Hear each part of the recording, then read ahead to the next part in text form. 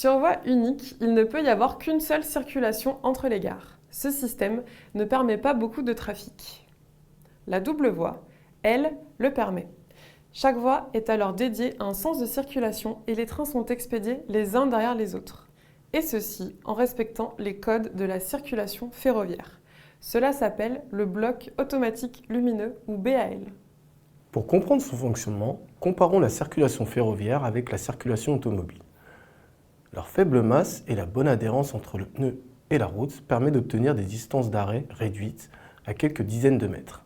On peut donc circuler à vue, c'est-à-dire que la distance de visibilité entre l'automobile et le point d'arrêt est supérieure à la distance d'arrêt en cas de freinage. Cela signifie que si je respecte les distances de sécurité, je pourrais m'arrêter avant qu'il ne soit trop tard. Dans le ferroviaire, les trains pèsent plusieurs centaines de tonnes. Ils se déplacent à des vitesses élevées, jusqu'à 200 km/h. L'adhérence peut aussi être très mauvaise entre le roue et le rail, le contact fer-fer. Du coup, la distance d'arrêt d'un train peut dépasser le kilomètre. On ne peut pas se permettre de circuler à vue. Un train met beaucoup trop de temps à s'arrêter et peut rattraper le train de devant. Cela s'appelle le rattrapage et c'est un des 5 risques ferroviaires. C'est pour cela que nous avons créé le BAL.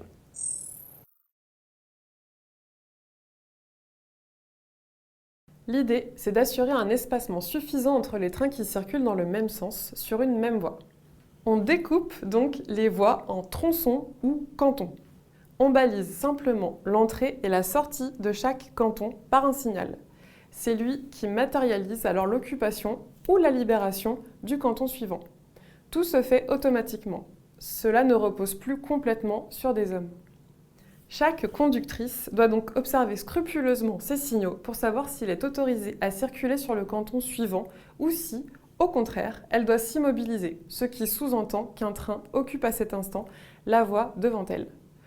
Le code Verlan sur la base de feux tricolores permet, si le feu est vert, la conductrice peut circuler sur le canton suivant sans restriction. S'il est rouge, la conductrice doit s'immobiliser devant le signal. S'il est jaune, c'est donc un avertissement, la conductrice doit se mettre en mesure de s'arrêter au signal suivant, qui sera donc rouge. Elle va pouvoir freiner plus tôt et éviter le franchissement de ce signal, même si la distance d'arrêt est importante. Et en pratique, le BAL, voilà ce que ça donne. Si le signal commandant l'entrée du canton 1 présente le feu vert, le train passe et le signal passe au rouge. Si le signal commandant l'entrée du canton 2 présente aussi le feu vert, le train continue toujours.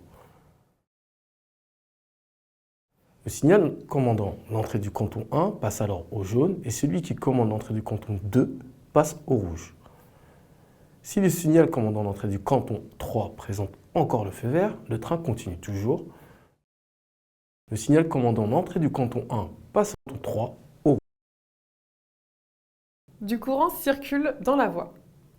L'essieu de l'électrique.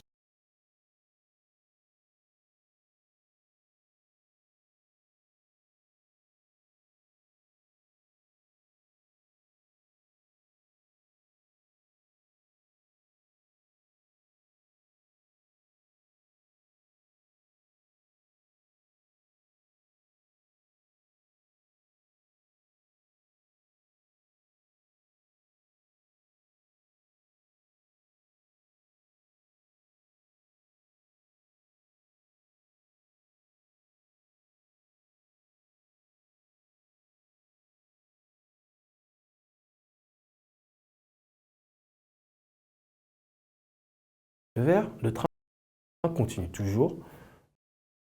Le signal commandant l'entrée du canton 1 passe au vert, celui du canton 2 au jaune et celui du canton 3 au rouge.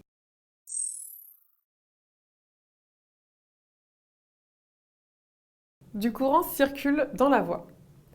L'essieu de l'engin permet de faire passer ce courant d'un rail à l'autre, créant la fermeture d'un circuit électrique. C'est cette opération qui permet ainsi de faire passer le signal du feu vert au feu rouge. Le bloc automatique lumineux reste très coûteux à installer. Il faut une grande quantité de signaux. On retrouve un signal tous les 1,5 km environ. Et comme le système est entièrement automatisé, il faut aussi implanter des coffrets de signalisation le long des voies. Pour une question de coût, on le réserve seulement à des lignes en double voie avec un trafic important. Il existe une solution intermédiaire qui nous permet de garder un fonctionnement automatisé, mais moins coûteux que le BAL, c'est le BAPR, le bloc à permissivité restreinte.